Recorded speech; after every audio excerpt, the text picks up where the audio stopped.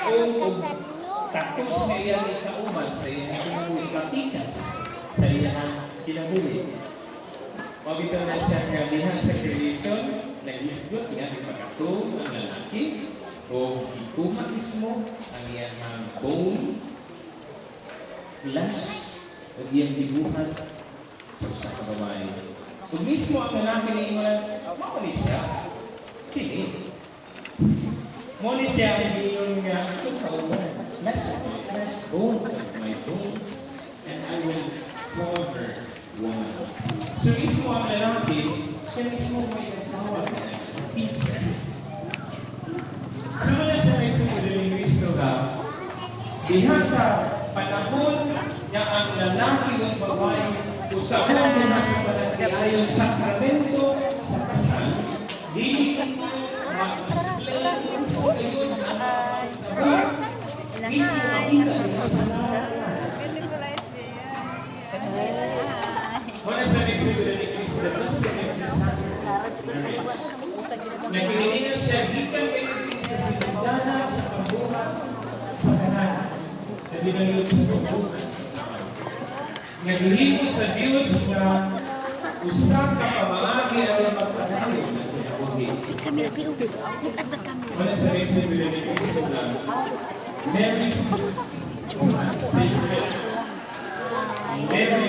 forever. Kaya why may isang pisa na maka-imong manila sa mismo ang Diyos? Why sa isang pisa na maka-putulin ini, makapukan ini, hindi mo nakini sa Biblia, hindi nga ito ito kanya. Wala sa rin sa Pili ni Cristo na kung ako kita ang karoon panahon, we are violating the peace, diba? And it's reality today. Nga daghan ang rate sa naka-file mga cases sa annulment and divorce. Pero gamay na lang ang rate sa magpakasal. Diba? Di ka lang nagugay. Di ka lang nagugay. Kung kana siya na reality karoon sa atong panahon, nga naman na siya na nahitabong na siya karoon. Tungod sa atong panahon karoon,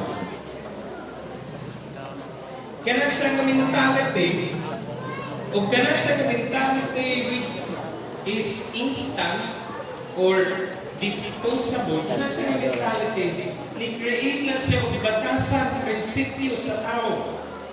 Kung nahimo na siya nga hapit, nahimo na siya nga trend, kultura. Diba? Bisan nga diha sa pamilya, malingon yung nanay tatay nga, pasakin na lang ng mga anak, okay naman na siya, total, ingon anak naman na ako.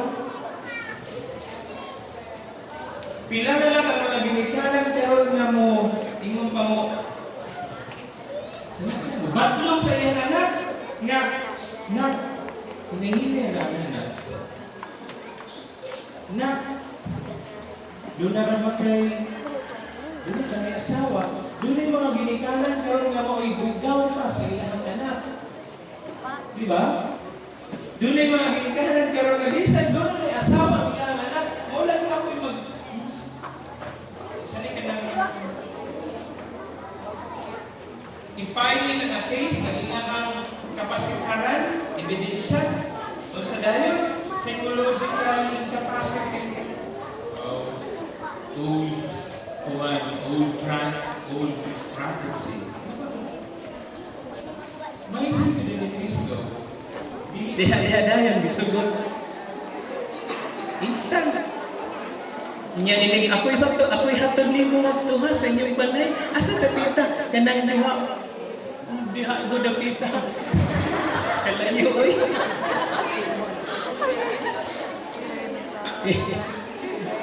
Inilagis mga niong na dapit. Naurabay mo din. Uy, ayaw diba? Kalugar na smart ay. Instant. Ano lang. Ay, kainaan nyo na mugamit na mo karoon ng kalan. Ay, mong disposable. Sige daw, asa man dispose. Magpiesta lang yung mga halos, mga butang na ito. Kung sa kagamit pa, okay lang. Disposable. Imitation, disposable. Instant and disposable. You are here today to see your love with an eternal bond before the church. I assure you of the prayers of our community that God pour His abundant blessings on your love and help you carry out the duties of the married state. And you, dear brothers and sisters, may I ask you to help them with your prayers and accept them as new couple in our Christian community. May I now ask you to answer truthfully the following questions, Jerwin and Maricel.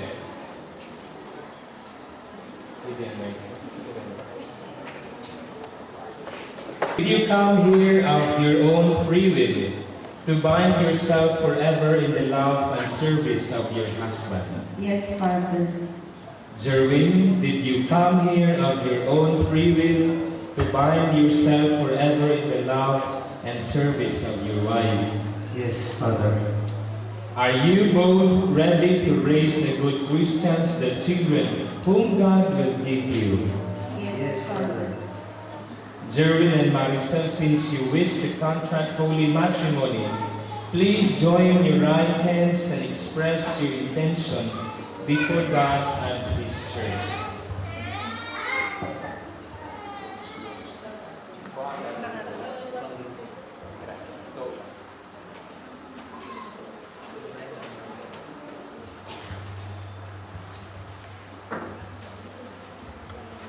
Maricel, do you accept Jerwin here present for your lawful husband according to the right of our Holy Mother, the Church? Yes, I do. Do you give yourself to him as his wife? Yes, I do. Do you accept him as your lawful husband? Yes, I do. Jerwin, do you take Maricel here present for your lawful wife according to the right of our Holy Mother, the Church? Yes, I do. Do you give yourself to her as her husband? Yes, I do. Do you accept her as your lawful wife? Yes, I do. Now please recite the prayer. Grant us, O Lord, to be one heart and one soul. From this day forward, for better, for worse, for richer, for poorer, in sickness and in health, until death do us part. And I, by the authority of the Church, calling on all those present here as witnesses, confirm and bless the bond of marriage which you have contracted, in the name of the Father, and of the Son, and of the Holy Spirit. Amen.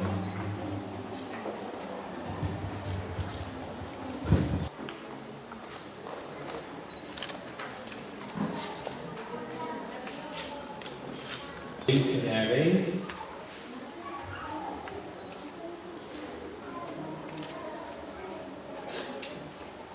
Who made heaven and earth.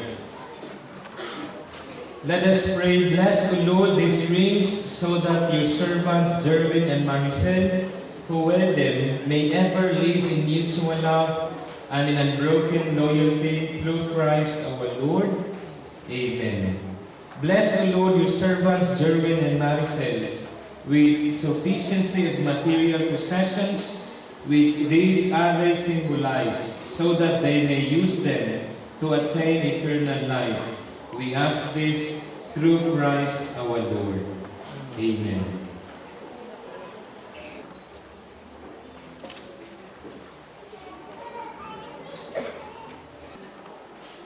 Jerwin, kuha ang sing-sing alam ka para kang Maricel.